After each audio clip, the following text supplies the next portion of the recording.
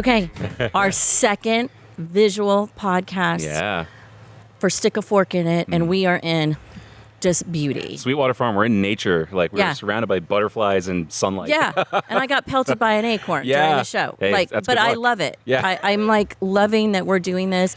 It. I love that folks can see it now. Yeah. You can go to our YouTube, Feeding Tampa Bay. Yeah. Check us out. You've been listening to us for a while, and we want you to keep doing that too. Please. Right? So podcast, visual, whatever your thing is, we're here for you. But today we are at the farm learning so much about community farming, which I didn't know. Sweetwater Organic Community Farm. Yeah. Right?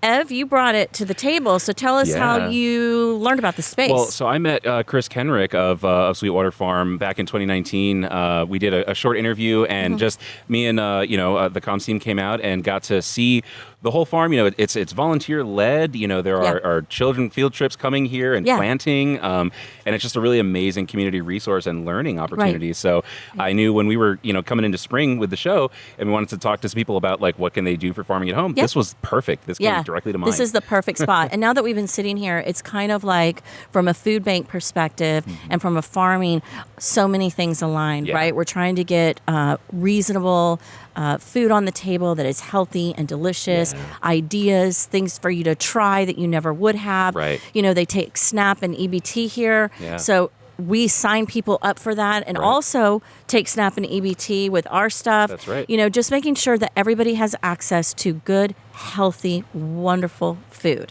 right? And so this was the the perfect conversation to have today. Absolutely. You guys listen. There's some amazing nuggets in there. The difference between dirt and soil. Yeah, it's huge. They're not the same thing. They're not the same thing, and you're going to find out. Yeah. So enjoy, have a great time, and always we want to know what you think. The easiest way to do that is to respond on YouTube, and Ev and I will answer and get right back to you. That's right. And our equipment just said we're done. Yep, that's it for today. Enjoy Sweetwater Farm with Chris. All right. Ev, I am so excited. Another fine, fabulous, informational individual that you've introduced us to, Chris. Yeah. How you doing? I'm doing great. It's a bright, sunshiny day. Yes. On the farm, we're kind of in the shade, sun. It's not too hot. Nope. You can hear the birds. Yeah. Yeah, we're still in high season. This is March, so the snowbirds are still here, but they're making their exit strategy as they head north. Yeah. As they start to migrate. So we're still on snowbird season, but life is good on the farm. Yeah, awesome. So we're here on location. It's beautiful, the fresh air, the awesomeness of it all. We're going to really get into what this farm is all about, but we always want to learn about the person that we're sitting around the table with. So take us back. Like, who are you? Where'd you grow up? Oh, well, that's like we could talk about that for days. I was born in Arizona, but I moved around a lot as a kid, Utah, California, Idaho. But I grew up most of my childhood in Wisconsin from about 11 to 28. Wisconsin is beautiful. I love Wisconsin. Yeah, we have a farm in Wisconsin as well that we bought last year. Because this farm is a nonprofit educational farm, and we'll probably get into that. But my wife and I, Joni, we did buy our own personal farm in Wisconsin that we are going to start a farm-to-table assisted living facility because one of our children has cerebral palsy. He's 16 years old. So next year he becomes an adult. So we're really thinking about what his life is like. So we've started this. We're going to start this farm-to-table assisted living facility or group home in Wisconsin. That's amazing. Wow. Yeah, so I have experience with that with my mom. Yeah. So to have that kind of opportunity for people is magical. Yeah, my mom's a nurse practitioner. So the property we bought in Wisconsin is 40 acres, and it's surrounded by the forest on all four sides. Wow. And the growing seasons are different. There we can have apples and garlic and maple syrup and more animals. But this is a tropical farm. This is a nonprofit educational farm, not our personal farm.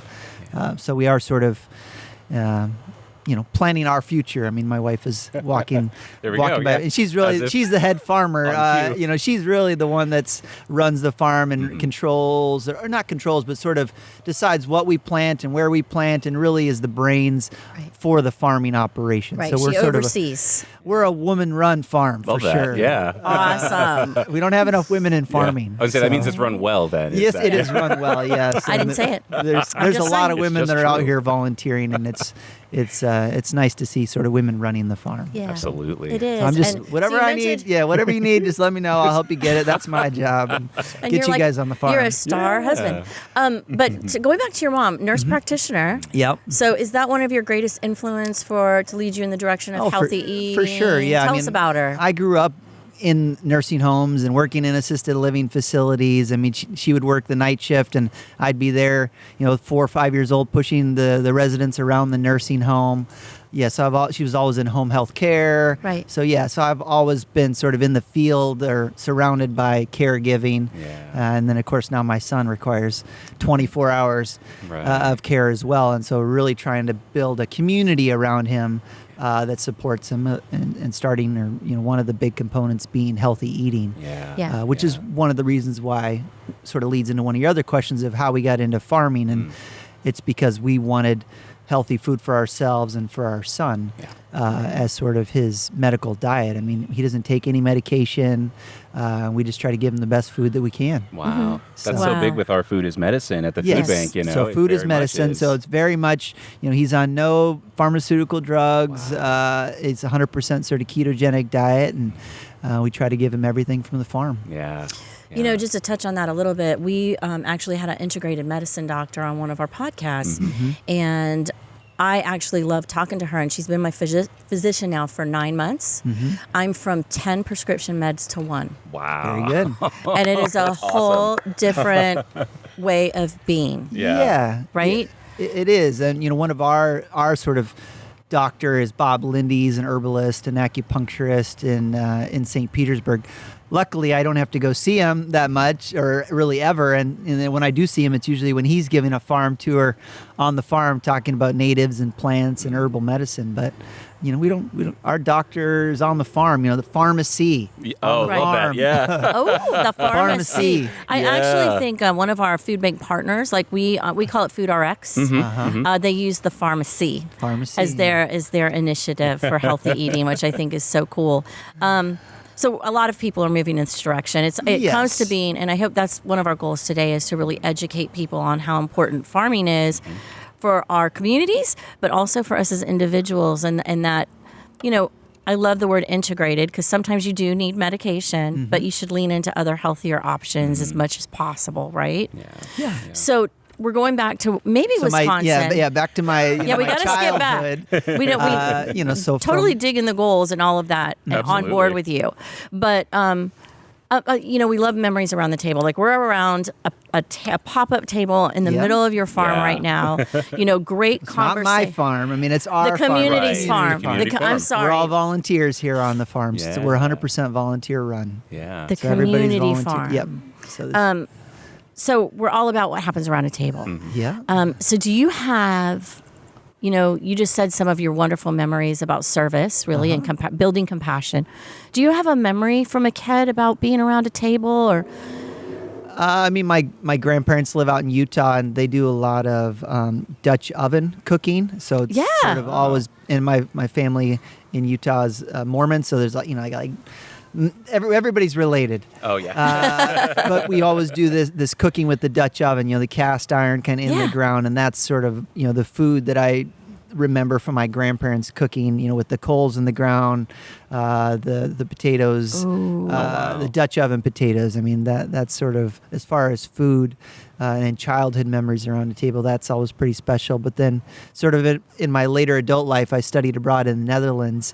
And one time I remember being in Italy and staying at a hostel and sort of doing a pop-up potluck dinner in Italy, but everybody was from around the world and brought a dish to the table. Oh, wow. Wow. was- What were some of the dishes? I mean, there was people from India in Italy. There wasn't too many Italians because it was a hostel, which kind of caters to travelers. But there Oh, were people yeah. from Sweden and Finland and the Netherlands and Spain and Mexico and the United States. So you just have this international melting pot of everybody bringing different dishes Oh, to the wow. table, and So that's always very special. But then it's always sort of the question of what's traditional American food. It's Oh, like, yeah. pizza, pasta. It's like, Yeah. no, that actually is here, Yeah, and we no, already had that's that. clam Yeah. chowder or biscuits and gravy. Yeah, Or, even hamburgers is like, well, that's Yeah. kind of German Yeah. hamburger. well, mean, that's to us. Argentina, or so it's like, well, actually, it comes from all these other places, and we just, Right. We are the because melting pot, right? exactly. Right. And, So- and food is definitely Yep, we proof eat of that, we eat that, we eat that. I could Yeah. get all these things in my town in Tampa. Whatever you Probably got, not as I could good, get but it all. they'll yeah, have 'em. yeah, not authentic Italian. Not,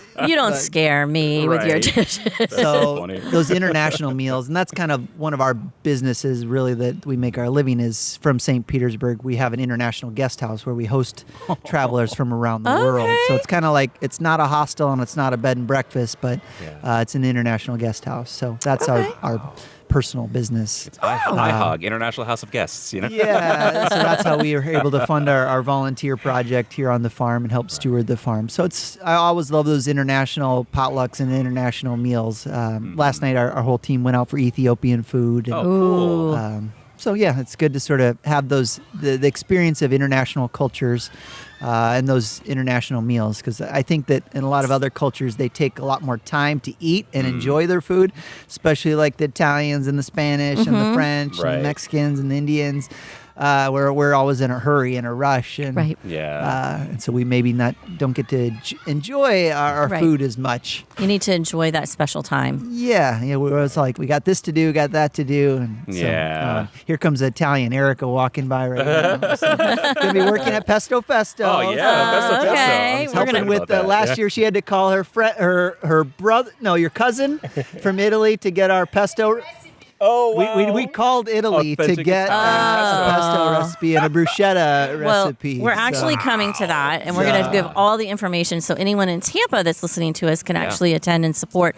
But tell us about Sweetwater Farm. Yes. You know, so Sweetwater Farm, we've we've kind of heard like this was just almost it's your upbringing brought you to this space, kind of your mindset. It seems like that's just who you are. Yeah, well, living in St. Petersburg, I mean, the whole community garden movement in St. Pete kind of got me inspired about local agriculture. But then really wanting to bring the economics to farming. I mean, I think that's, a lot of community gardens kind of struggle, or that's one of the challenges is sort of how do you make a living doing that? And that's sort of the next step, sort of going into the farming. And so I really love the community garden movement, the Tampa Bay Community Garden Coalition. But for me, I wanted to see, how can we create more farmers and really bring the economics to farming. And this farm right here, Sweetwater Organic Community Farm, I mean, next year celebrates 30 years. Man. This farm has helped to start and sort of catapult many other farmers, both in the area, in the United States, and around the world, because there's just not that many places where you can go learn how to farm. Yeah. A hands-on learning experience. And this farm has helped to start many businesses. Mother Kombucha, which you can buy at Publix, got kind of its start and founding here at the farm, and many other businesses as well that we support, whether it's honey or any other products that we sell at the cafe, our Sunday Farmers Market with vending, and we can get into that, but really creating a space for a quick startup food-based company, 360 Eats that deals with food waste. I mean, we've worked with them. providing an outlet for these businesses to get started and, connect them with other partners and, whatever they need, being a resource farm. Yeah. But this farm, being 30 years old, has helped to start many other farms, creating an access. I mean, we're an urban farm. We're in an area called Town and Country. We say that we're the last country left in Town and Country because Yeah. everything much. else has been developed or being developed. And so Yeah. there's everything in Florida is kind of always under constant development pressure. Yeah. I mean, there's thousands of people moving to Florida every day. Yes, we are the hot spot. You know, everybody, all these magazines, you know, Tampa, go to Tampa, go to Tampa. Tampa's number one. Yeah. Well, what I'm like, that means is, you know, everybody builds up and the land becomes more valuable, and so that puts pressure on the farmers, and then the land really being under pressure for development. So, you know, how do we preserve the sacred places and spaces so that way we have places to grow food? And you know, we have a field trip right now on the farm. And where can kids go to learn how to farm? Where can farmers or apprentices or youth learn how to farm? Or know where their food comes from. Yeah. Yes, I think that's really start the important too. relationship. Yeah. You know, Help them cooking understand. classes, and you know, and that's what's great about this farm. Because one of your questions is, you know, what's a day like on the farm? And there really is, every day is different on this farm, because it's a community farm, and the you know, we're always like, well, how can the farm serve you, and then how can you serve the farm? And every day the farm serves the community in a different way, and the community serves the farm in a different way. And today you guys are serving the community by, you know, spreading the message and creating access, and we're here on the farm growing, and but every day is different on the farm. So it's springtime, and you said it's in the height of planting, or the height of season. I mean, we're past sort of the peak of our growing season. I mean, Okay. Florida is very unique because you can grow all year long. For us, our growing season is really like September to May. Okay. That coincides with our farmers market season. Okay. Yeah. October to May. So we're really kind of starting the downward summer planting, field regeneration, preparing really for next season. So a lot of mulch, a lot of compost, and really kind of putting some of the beds to sleep, so to speak. Yeah. Letting Heavy them rest a mulch, minute. rest, and really let the farm rest, and really build the soil, and you know, add the nutrients back in by whether we're going to cover crop or put sweet potatoes or whatever farmer Joni decides. There she goes, walking to the field right now. She's the farmer on the She's farm. got the full overalls, the woven basket. Boss lady. She's boss lady. Yeah. She's in charge. That's so. great. I love it. I love it. Yes, wife. So, tell us about some of the crops. I mean, so this farm, we grow a lot of greens. So our salad mixes is really quite popular. So we do a lot of greens, a lot of Asian greens, a lot of arugula. I mean, right now we've got a lot of basil in the field because we have our upcoming Pesto Festo coming Yes. up. So we try to get as much basil from our field and farm as we can, but it also gets supplemented from Little Pond Farm or Frog Song or Meacham Farm. Those are some other local farms because we can never grow enough food for everybody. I mean, Right. we need more farms. So these other farms, there will never be enough farms in this area to feed everybody. So having another farm, if you want to start a farm, there's plenty of room. There's plenty of space. Bring plenty your of green growth. thumb. Let's do it. Right. So start your farm now. And you know where to come to learn. Yes. Yeah, or go one of the other farms, or go to Absolutely. Canada, or go travel around the world. Woofing is one of the programs that we're a part of, where willing workers on organic farms, where you can come and stay on our farm. But every country has woofing, and you can go work. If it's too hot this summer to work in Florida, go to Canada and do woofing there, or go to Australia or New Zealand. And I did woofing when I was graduated from college in Australia and New Zealand. So and my wife did it too. So it's sort of a way to get into farming, where they provide you housing and food, and you get the experience of working and living on somebody else's farm. Is that how you met your wife? No, I met her in St. Pete through the community garden movement and really the International House. She was a guest that never left to our house. That's great.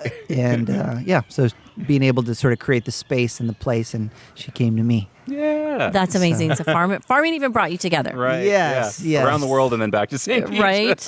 Yeah, we were business partners before we got married. So we were actually worked together for quite a few years. Yeah. And then we had our relationship that sort of commingled our houses. Blossomed. Yeah. Now the fruits Gosh, of our, there's so our many labor. puns we can use today. Yeah. And so tell us about, you guys have your own family. Yep, we've got 3 kids. Our oldest daughter is at Florida State now.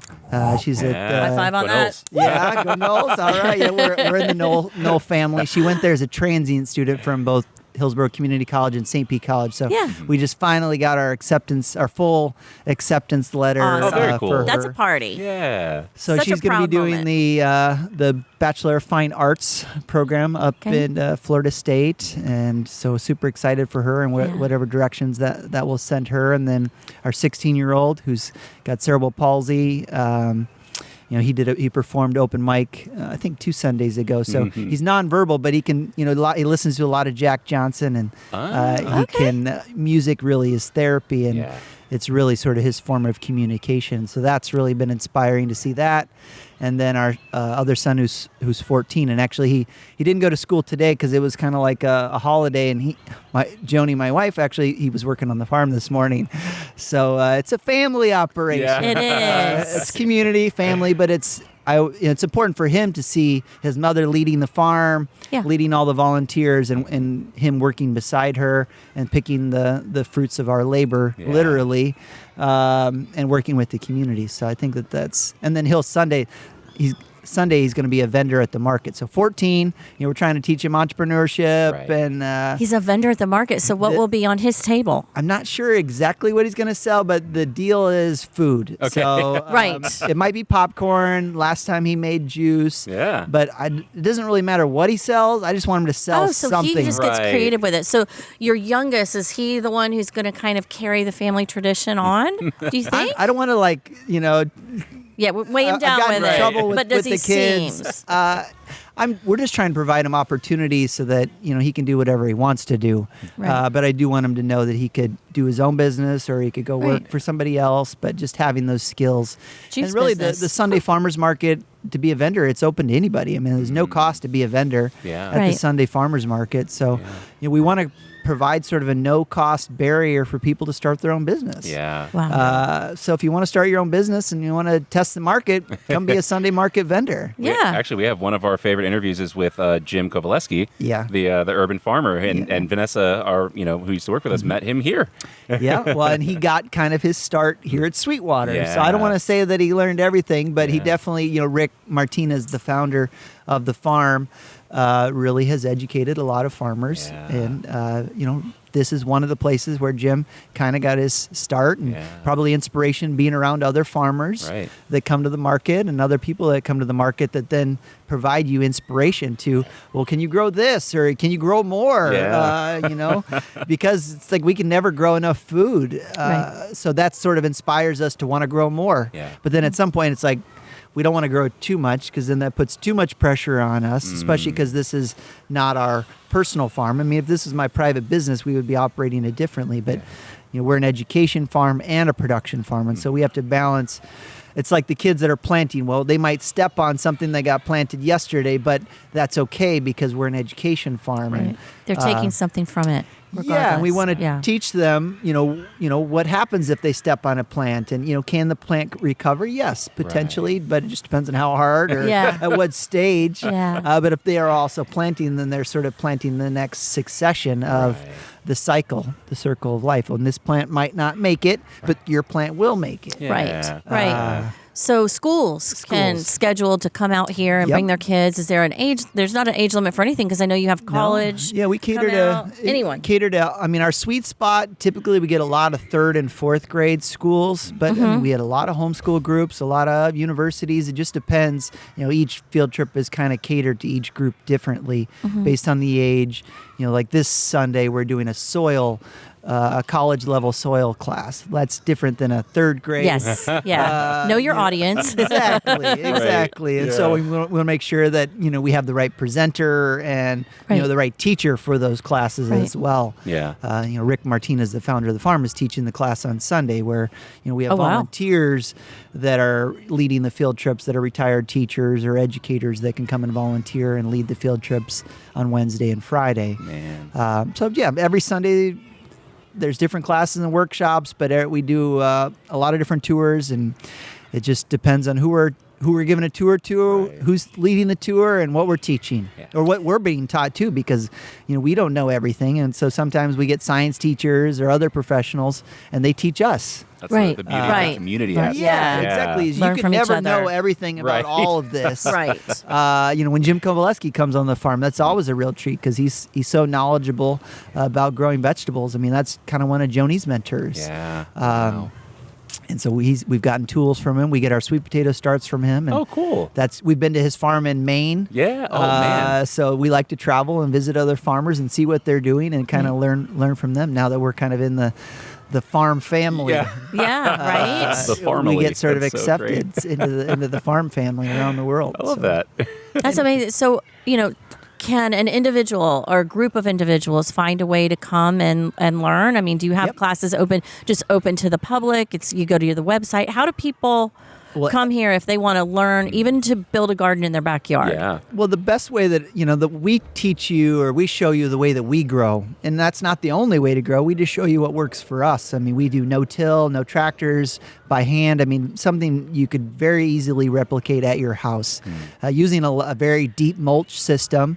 The soil in Florida is very sandy. You have to add a lot of organic matter. And for us, we start by adding lots of mulch and compost. And one of our partners is the Zoo Tampa at Lowry Park. Yes. Yeah, it's Yes. rebranded recently. Yes. Yep. So we get like 3 dump truck loads of compost from the zoo poo every week.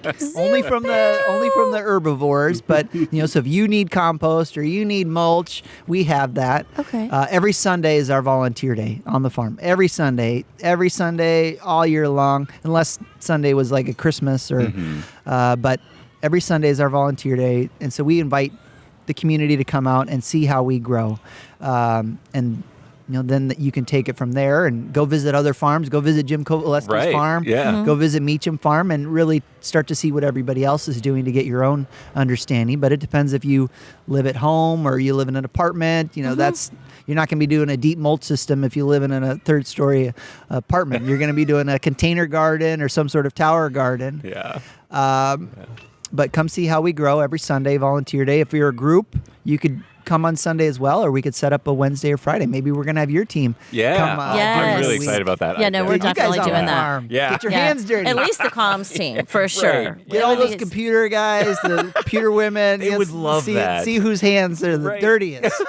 Get some vitamin who's D. got the art skills, the construction skills. We're going to rebuild this farm in one day Yes. with the Feeding Tampa Bay team. That's Yeah. fantastic. No. Yeah. And so that's what happens We're too, in. because every day the farm transforms as well because of the volunteers and the kids planting, and so it's just sort of this successive growth, Yeah. and we're just compounding and just building and building and building the soil, and we just keep growing. Yeah. We can relate to that in food banking, the volunteers. Like we Yeah, couldn't do it. without Yeah. without We're the 100%. volunteers. I mean, we're 100% volunteer run.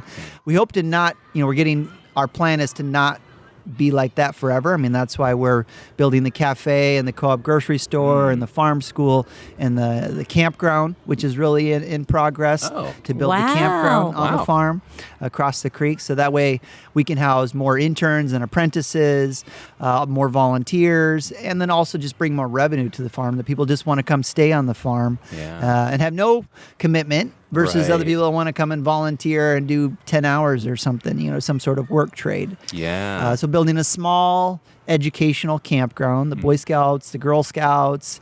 We're an urban farm, so most kids in the urban environment, I mean, I don't know if I could say most kids, but a lot of kids that are in the urban environment don't get experience camping. Yeah. Right. So, and I know that we talked about camping earlier. Right. Yep. But this campground you could take the bus to because we're in the urban environment, and if you didn't like it, you could take the bus home or Right. something. Right. Have to And walk then for an we'll hour. all build some shelters, and that will evolve as well, because then we'll be getting into sustainable home building Right. on the farm, and different types of building materials, and partnering with different types of businesses to showcase different types of building materials and technology. So we can teach sustainable living at the same time as sustainable growing and sustainable eating, and really And housing. kind of expand on the holistic bigger picture of Yeah. mixing, it's really your housing, your food, your community, and Right. sharing resources Right. and all of that together. So. And you were saying, I think just before we started recording, about the kind of importance of having that sort of self-sufficiency when things do break down. Like we've had a lot of supply chain issues in recent years and stuff, and like how if you just not to necessarily completely leave all that behind, but if you know how to do that for yourself, it's pretty important, right? Yeah, and being self-sufficient is one thing, but if there was more farmers, then we would be interdependent. We would be interdependent on our neighbors. I mean, that's like not everybody needs all the equipment to run a farm. If we're able, because we don't use the equipment all the time, if we're able to share those resources, Right. then we're going to be able to lower our operating costs. We're going to be able to spend more time doing what it is that we can do to serve the community, because we're not trying to all buy the same thing that we only use a little bit. I mean, really being able to share that knowledge. I mean, I don't know what you know and you don't know what I know, but if we can share that knowledge, that's going to speed up our learning curve. And that's the value of having more farmers that are doing, regenerative agriculture or small scale agriculture in sort of similar spots. And that sort of helps to have a resilient community. And so that's really what we want and need is more local farmers, because then that makes, if we have more Jim Kovalevskis, Jim Kovalevski's great, but imagine if we had 10 Jim Kovalevskis or 20 or 30, and then you'd be talking about feeding Tampa Bay. Yeah, wow.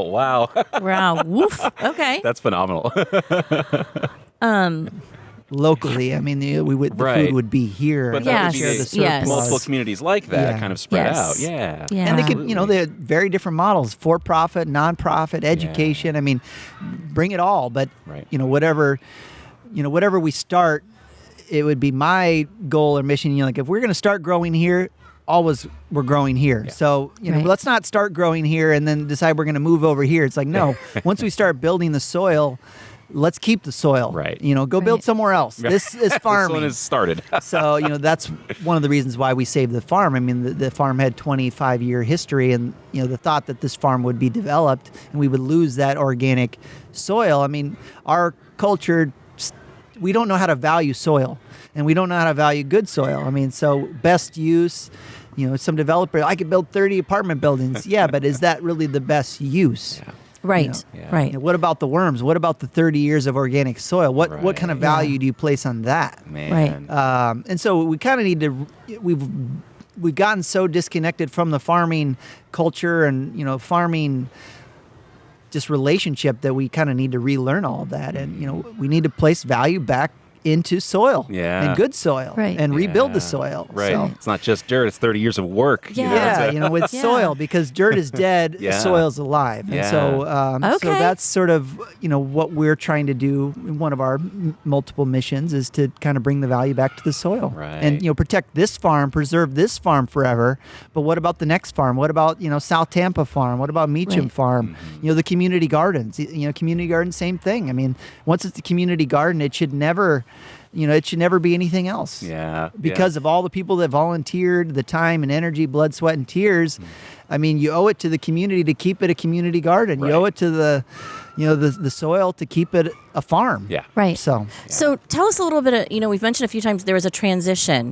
So this was a private farm that now became a community. No. it was a nonprofit farm even before we took Okay. over. It's just that with farming and so you've got nonprofits are kind of challenging to run, and then you add farming, which is a whole other challenge. So then you've got nonprofit farming. I mean, farming is an entrepreneur kind of activity. I mean, you have to know many different things to be able to run a farm. Fix a tractor, irrigation, weather, pests. Farmers are geniuses. I mean, they have to know so many different things. And so what's the challenge is having a nonprofit board run an entrepreneur kind of driven entity. And I think with our challenge is that we don't have a lot of farming experience in our area to really kind of draw from. Like, if you're in Wisconsin, I could go to 100 different farms.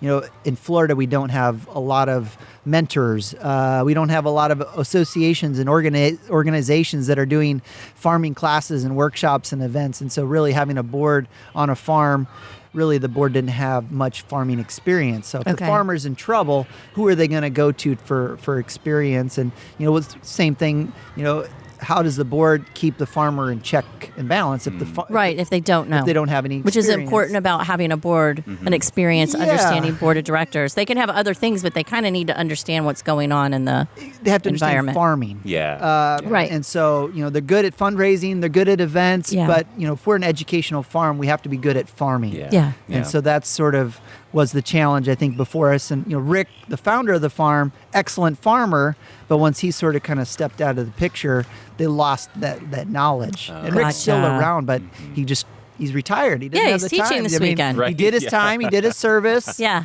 And so we just need more farmers to be able. So I think that was one of the challenges. I mean, I Okay. can't speak to all the challenges of the organization before us. But from my personal experience, I would see that. And I experienced that when we took over. It's like, okay, we saved the farm. We raised $100,000 in 4 days Wow. to kind of save the farm. Okay, now we have to learn how to operate the Yeah. farm. Right. And so that's when we moved our family to the farm just before COVID. And we kind of lived on the farm for 2 years in COVID because before that, there were staff. Well, now we couldn't pay for staff. Right. We didn't have a budget. Yeah. And we have to sort of go to scratch. We have to Yeah. learn all the way. Yeah. We sold the tractor to save the farm. We had to give up some of the fields, and we just have to do it by hand. Yeah. So we have to completely start from, seed. Right. Man, what a metaphor for for like a rebirth of the farm. Like, Right. Yeah, and really, putting the pressure back on the community. If this is a community farm, does the community want to save the farm? And that's what we did. I mean, the community, the farm didn't have a chance to save itself. And that's what we did. We said, okay, well, this is not our personal farm. If the community wants to save the farm, we'll lead that and we'll see if the community catches us. And they did. We Yeah. raised that money very quickly. And so that's where we sort of started over and tried to get the community back involved as much as we can. I mean, not tried. We opened the doors. How can this farm serve you? Right. And let's just try to do as many different things every day and see what sticks. And that's what we were just doing, everything. And now we've got to a point, well, okay, field trips are working. Right. The farmer's Yeah. market is working. We're not doing quite everything, but we're doing a lot of things But you have better. big plans. And Yeah. would do, how can we have the farmer's market every day on the farm? Well, that's why we have the cafe and the co-op grocery store. It's not open every day yet.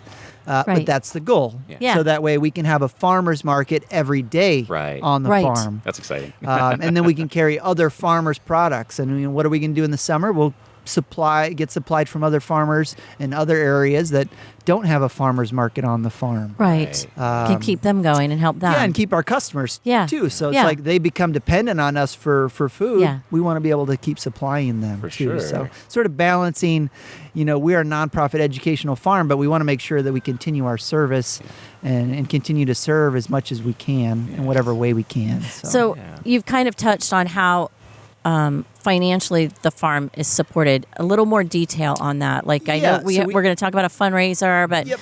and the farmers. How are you bringing funds in? Tons of volunteers, but it Yep. still needs a little bit of funding so in we there. have our, we grow the produce on the farm, and then we sell it at the Sunday Farmers Market. Okay. So that's open to the public. Every Sunday you can come purchase what we have, only on Sunday, only 12 to 3.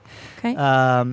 But then, in individuals that have SNAP and EBT benefits can come Yes. and purchase on the farm. And right now it's an unlimited match up to $40. That's amazing. Wow. So you could come, use your card. I mean, just like you're purchasing groceries at other places, but here, if you come, use your card and you swipe it for $10, $20, $30.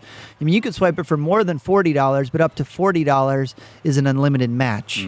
Wow. And so that's a huge benefit for It is. individuals that have SNAP and EBT benefits. Yeah. And you can use it to buy our produce. You can use it to buy whole bean coffee, bread, meat, eggs, Yeah. seeds, fruit trees, Oh, man. plants.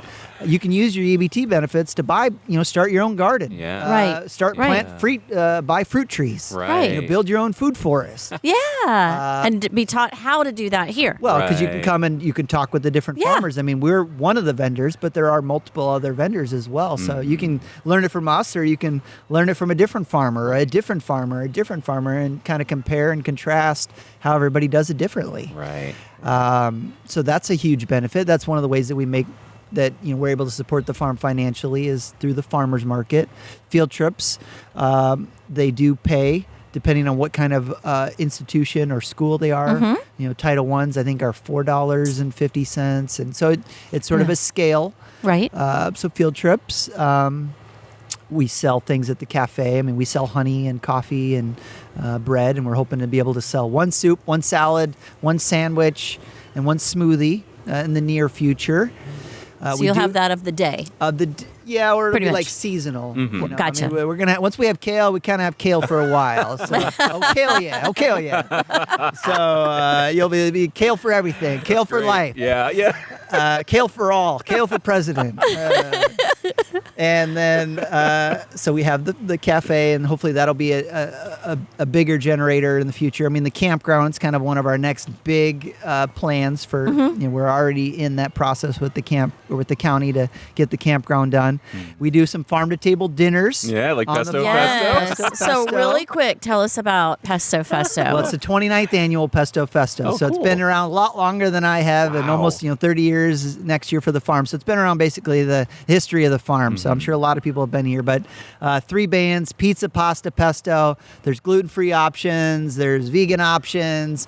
We're gonna have an Italian chef, chemist cooking the pizza. It's a celebration. It's a sort of our end of the season celebration, but it's also a fundraiser to get us to the next season. Yeah. So Right. we want to celebrate this season, but we also want to make sure that there's another season. Yeah. Right. And another season. So it's really about making sure that we get to the next season and really continuing to put together the pieces to preserve this farm forever. Building the Forever Farm Path. People can buy a brick. The county is one of our big partners. They're Nice. working with us to help put the farm into a land trust and kind of steward this farm forever. So that way, it has a mortgage. Once the farm is debt free, then it's really ensured that it's always going to be a farm and it's always here. Right. And it's really preserved forever. So that's our goal and that's our mission. And not only to preserve this farm, but other farms as well. So Pesto Festo, we do farm to table dinners. The farm is available for rent if people want to use the farm. So we've done weddings, birthday parties, celebrations of life. So the farm is available for the public depending on what date they want. We're doing a birthday party next weekend on the farm. Oh, wow. We do, donations. Different nonprofits and other organizations donate funds to the farm. We've gotten funds from the Community Foundation of Tampa Bay, Citigroup, Hertz. So donations, we do receive donations. We are a 501c3 tax donation.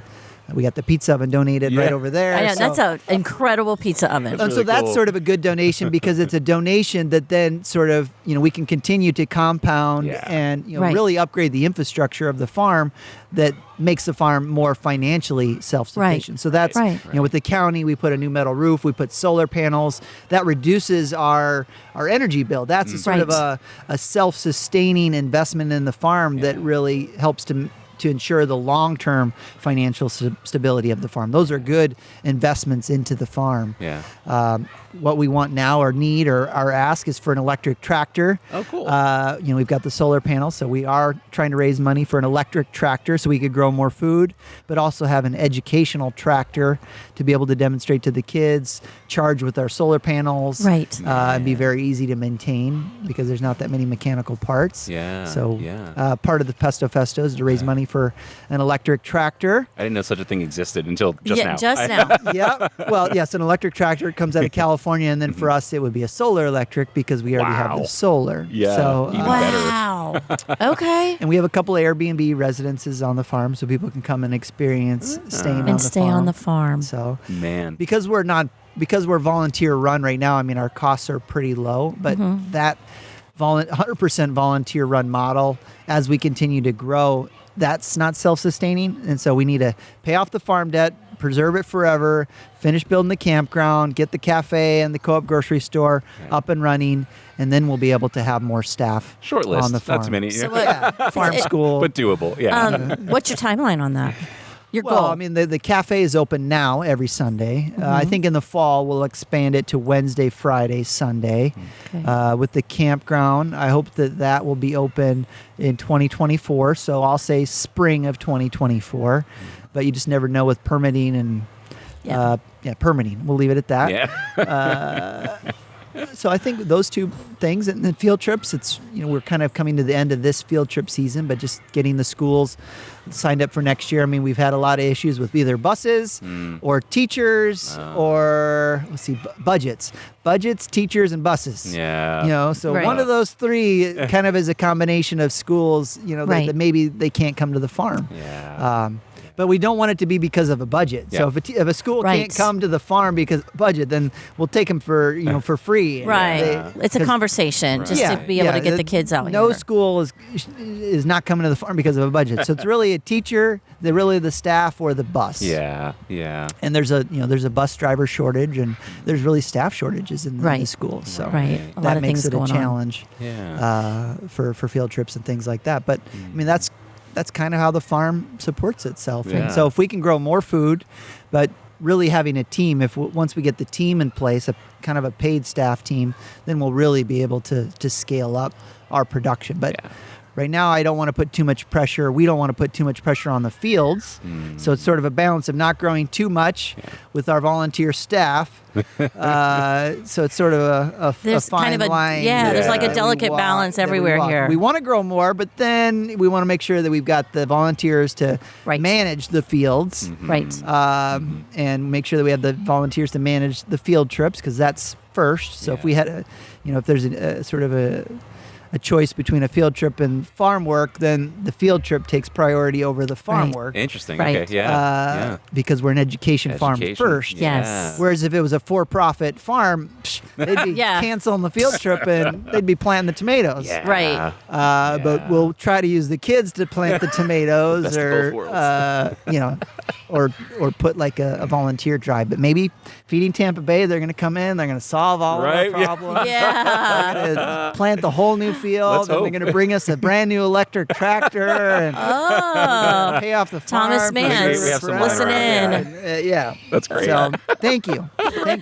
Miracle you in workers, miracle workers, miracles do happen. Absolutely. Miracles do happen. Thank you.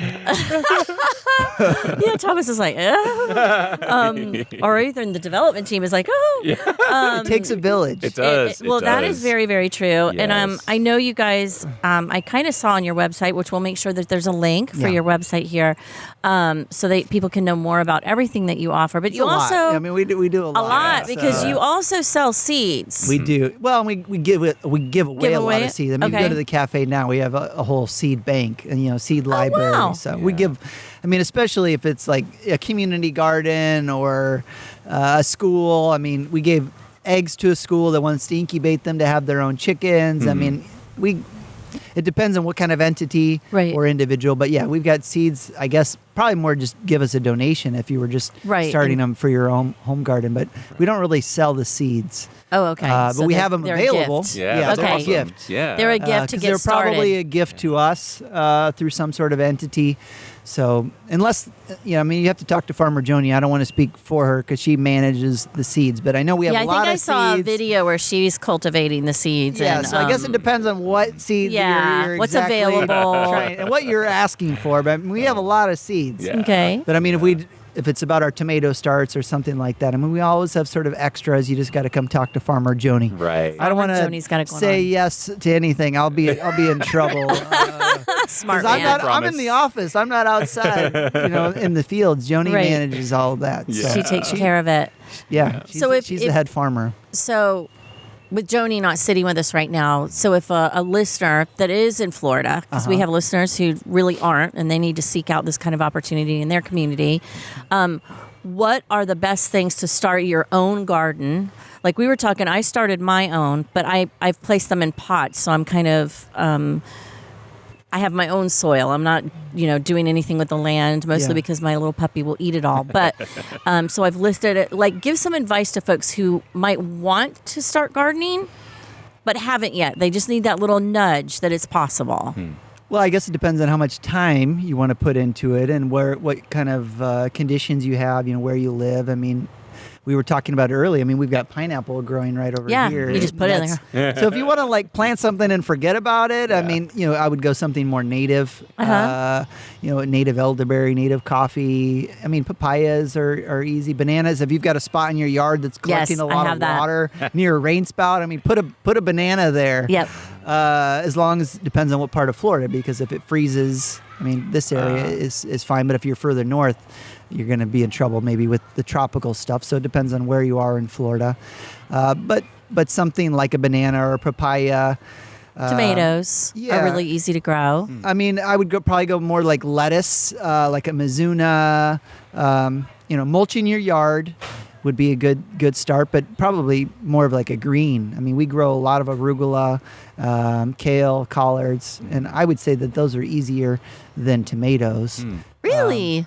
I mean, tomatoes are susceptible to frost. Like, we lost a lot of our tomatoes this year because it was cold we had like a 5-day stretch of below freezing. Right. So if tomatoes but like freeze, if you have a container garden, which I Yes. guess is what mine qualifies, even though it's a bunch, you cover them, right? Yeah, You just so have then to you make have to sure. manage it. Yeah, but then you if just have to you're- cover. That's not low So how much work You do you have to wanna- cover the babies. So for somebody like him, Yeah, who wants low cannot. maintenance, Yes. he doesn't want to be worried about what the temperature is at 30 Well, degrees. but So I mean, Take it's care of almost yourselves, common pineapples. sense, to be honest with you. Like if it would be too cold for you to go outside, it's too cold for the living things. But the lettuces, In I your mean, yard. those things get sweeter with cold. I mean, so there are Really? things that don't mind sort of a frost or a freeze, and Yeah. it might taste sweeter. That's awesome. because of it. Because Learning already. I literally been here. I for don't an know all hour. the science of that. We can get some Right. science teacher to tell us all. I'm not an that'll be expert. another show. Is the Yeah. expert on that, on how to But get, because I just planted collards. It does make it sweeter Yeah. from a frost. That's cool. So,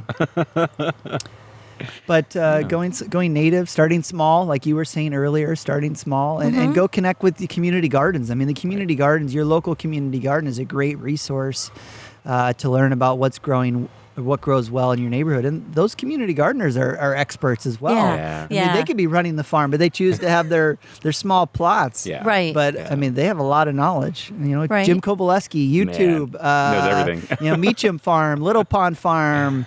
Go to your local farmers market, meet your farmers.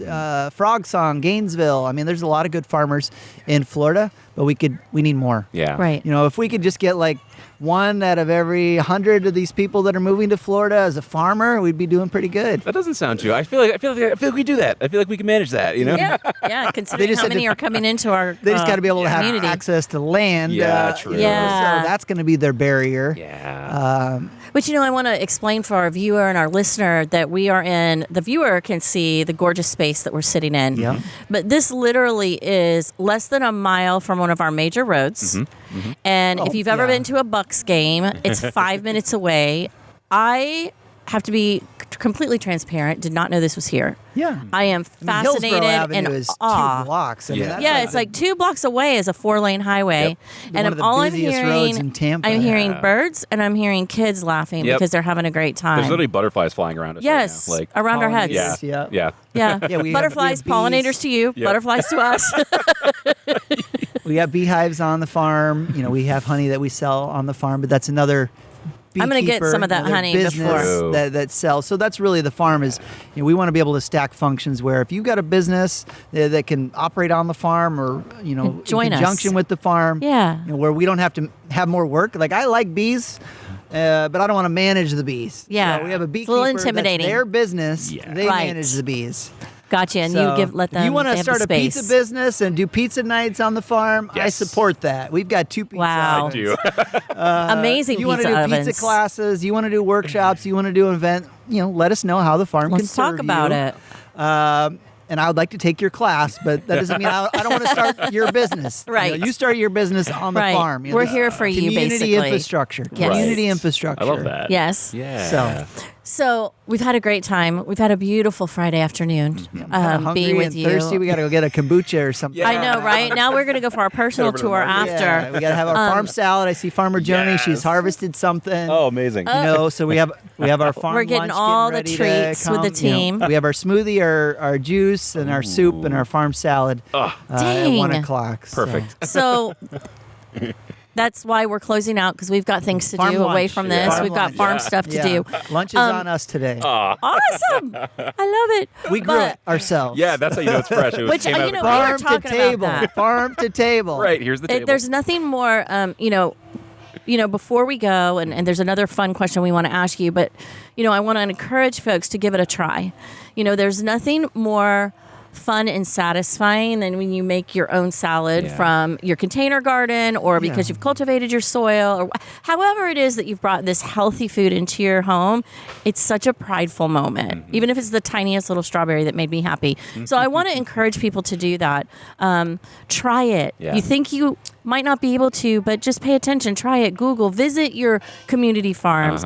Reach out to folks, because it is possible. And I promise you, I would have never thought I would be growing vegetables in my yard, and I am. And I'm really proud of them. It's the appreciation. You have a sort of a newfound appreciation for where your food's coming from Yes. and who grows your food. Yes. And then you start to care a little bit more about, that strawberry. Is it organic? Right. Do I know the farmer? Do I have a Right. relationship? Because then, if I have a choice between going to a local farmer's market and buying strawberries, or buying strawberries that came from Chile, well, that Yes. should start to be an easy choice for you. Yes. Yes. And take And there's the a local, flavor difference. Yes. And there's, when was it picked? How long has Yes. it been traveling or stored? And, Yes. how what's the real cost of that strawberry that came from Chile versus came from Tampa Bay? Right. Right. Right. And where do we want to keep our money? The farmer that grew that strawberry Right. in Tampa Bay, he's feeding his family that lives in Tampa Bay. Right.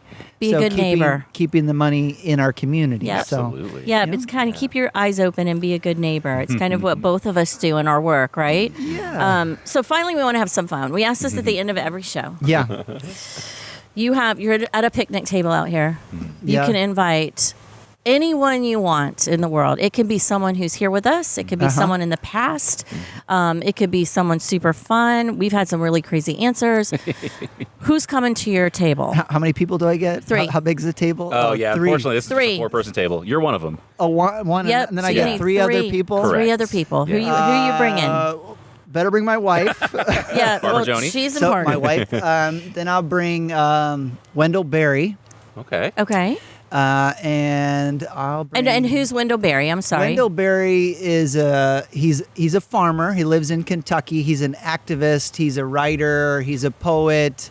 His father was a state senator. I mean, he's probably one of the most well-known agrarian writers about the sort of the demise of the agricultural system in the United States, and sort of Okay. the devaluation of farming. But really, he's also the inspiration I was gonna for say. a bunch of people getting Yeah. into farming. I mean, he's written Yeah. hundreds of books.